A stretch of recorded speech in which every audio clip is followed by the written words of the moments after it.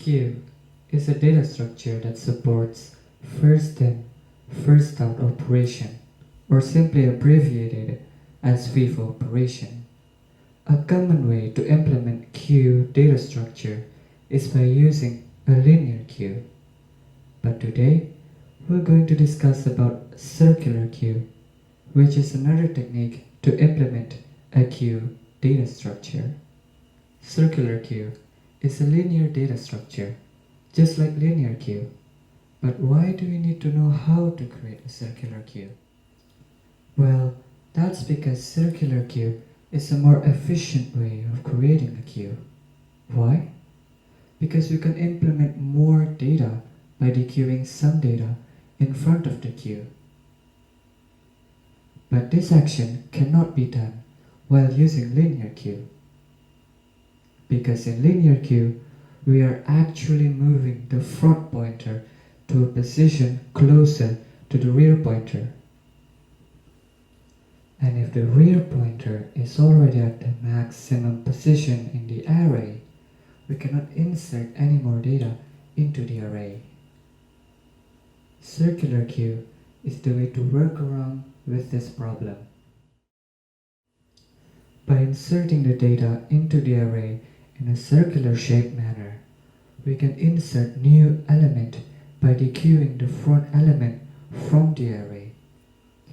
Therefore, we can insert new elements even after the queue is full. The algorithm behind this program consists of two important functions, enqueue and dequeue. Enqueue is the operation to insert the data using modulo operator that points to the max value of the array. However, in order to make our queue better, we also need to check if the queue is full, so that we won't encounter errors while enqueuing the data into the array. Dequeue is the operation to remove the data from the array by incrementing the front pointer to a position higher in the index. Likewise, dequeue operation could be better if we implement a function to check if the queue is empty, so that we won't encounter errors while dequeuing the elements from the array. Now, let's jump into action by doing the programming side of the algorithm. In this video, I'm going to explain the code using C++ as my main programming language. But you can follow along this tutorial with any kind of programming language that you prefer. Okay, we are now on our Linux machine to create some code.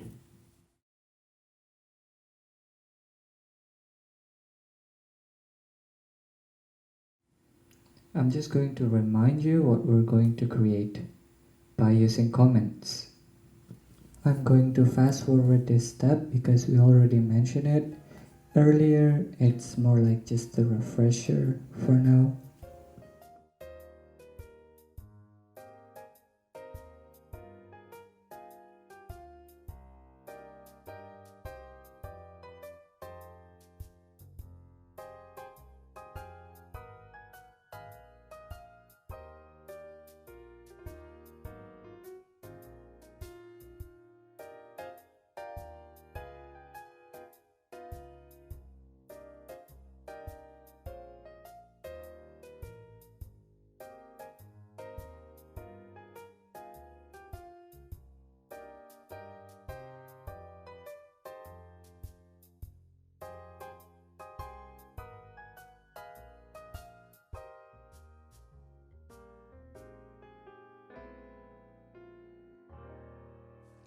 Okay, now I'm going to initialize a variable called max, which is actually a constant int that has the value of 5.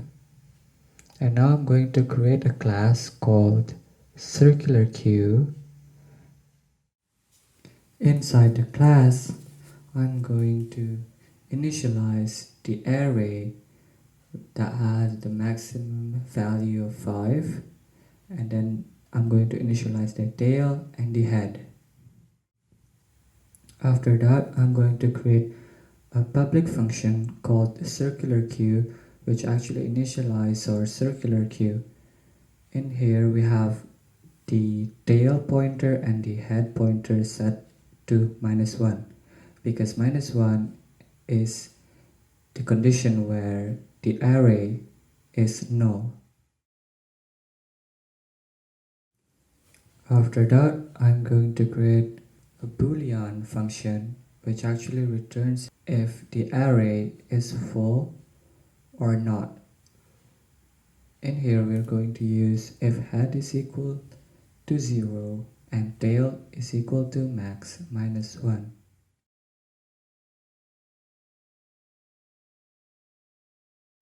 Or if the head is equal to tail plus 1.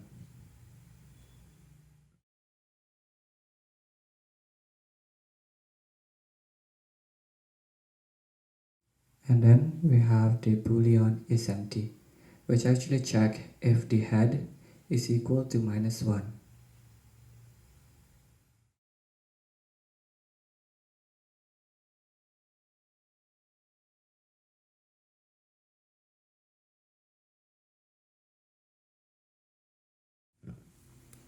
After that, we are going to prototype the void function, which is enqueue, dequeue, and peek.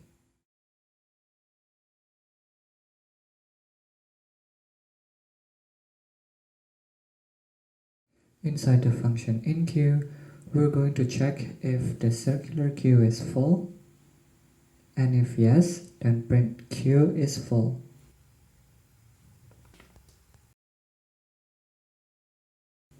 And if not, we're going to enqueue the data by incrementing the tail with the modulo to the max value.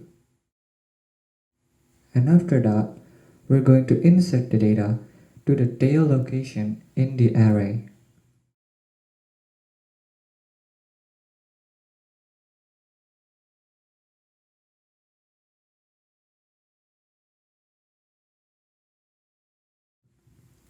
In the dequeue function, we're going to check if the circular queue is empty.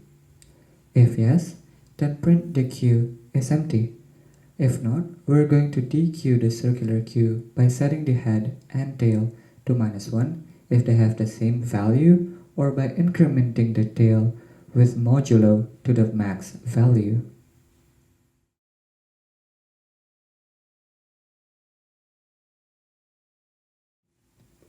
We have an optional function here to check the condition of the circular queue. We need to set a variable different than the head and the tail because we don't want to change their value, or else it would give us the wrong result. We're going to check if the queue is empty. If yes, then print out the queue is empty. If not, then print the head, the tail, and the data inside the queue.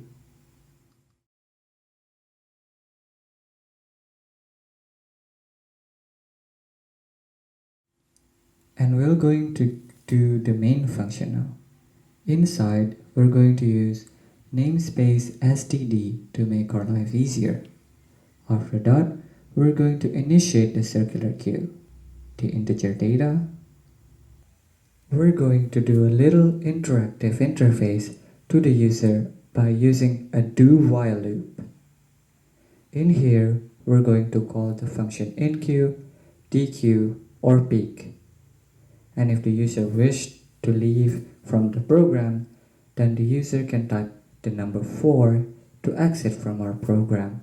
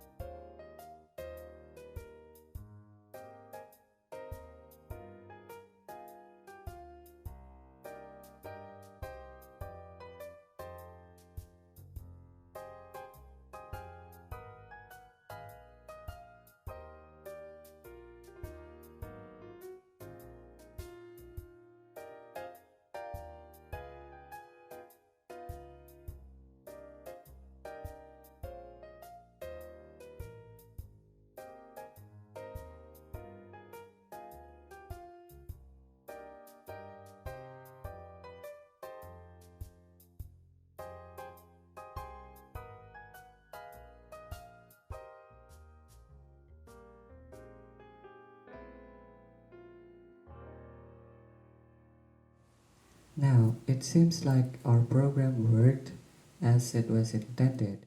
My GitHub profile would be linked in the description below, so make sure to check on them. So I hope you enjoy my video and see you on the next one.